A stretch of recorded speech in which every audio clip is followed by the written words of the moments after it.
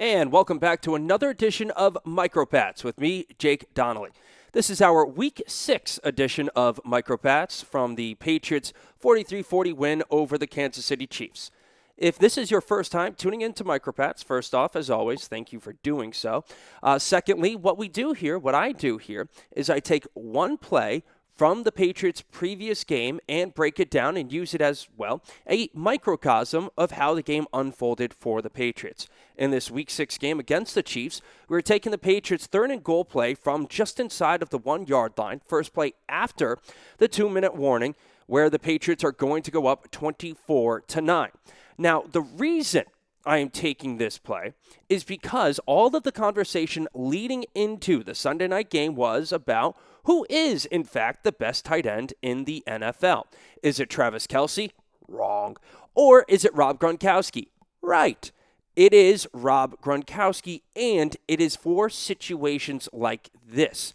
The Patriots can use Rob Gronkoski as an actual tight end. In other words, not only is Rob Gronkoski arguably the best pass-catching tight end in the NFL. That is where Travis Kelce at least has a minimal bit of an argument. But also, Rob Gronkoski happens to be the best blocking tight end in the NFL. He is the guy that the Patriots can literally run behind in a 3rd and goal situation when they need a touchdown. Rob Gronkoski is an extra tight end. You can say that Travis Kelce is a great tight end, but he's not. He's a BWR. He is a big, wide receiver. He is not the type of guy that you are going to run behind in these situations.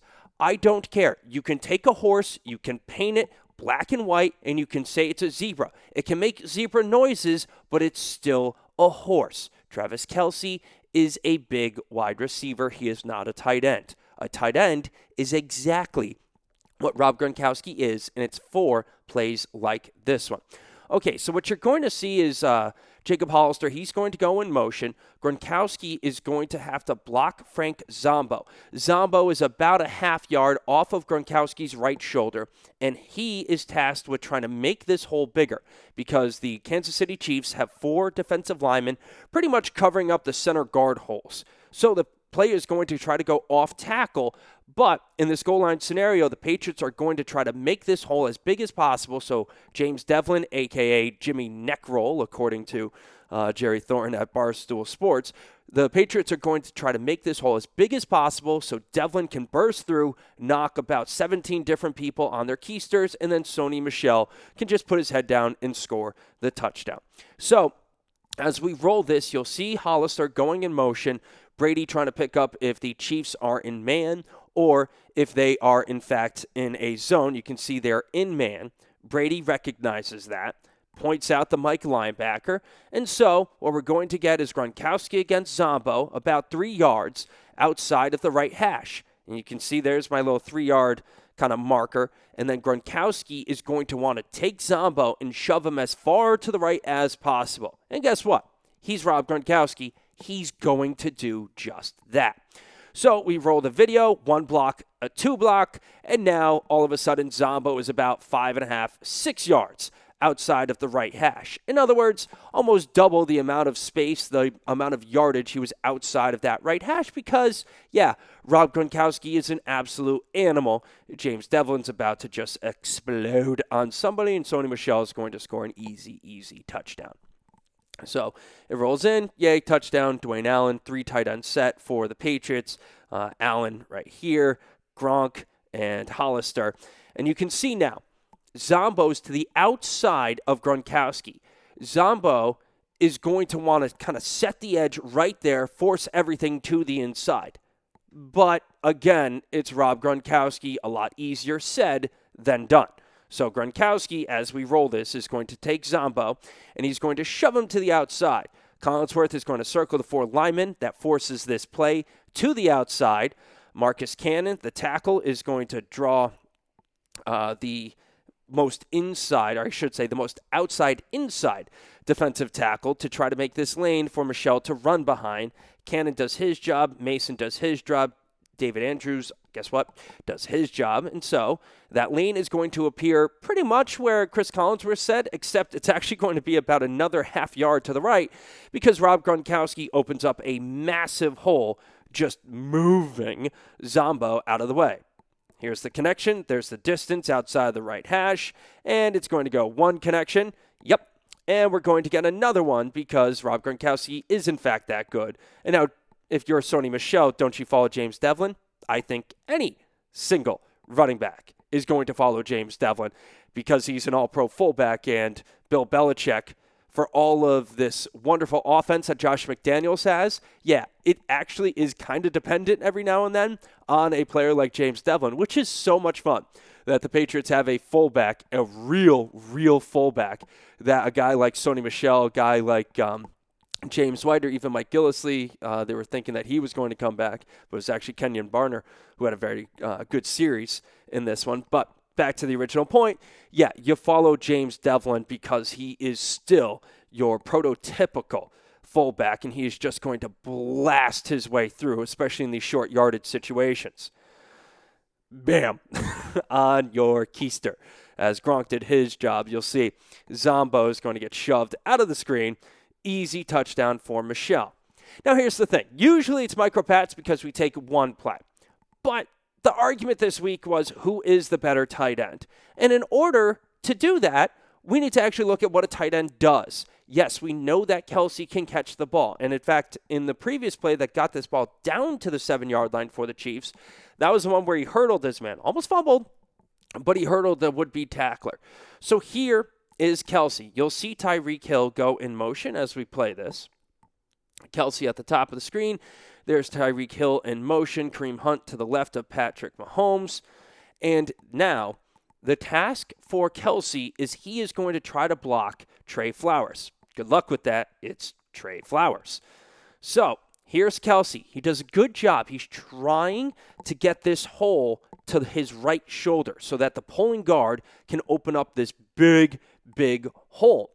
But the whole point is Kelce has to kind of move Flowers to the outside because Hunt is going to get this handoff.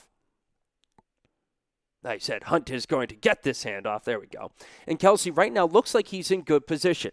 Now Hunt has two options. He can either go to the designated hole where the guard has already pulled and is in contact with his block right now, or Hunt can try to bounce it to the outside.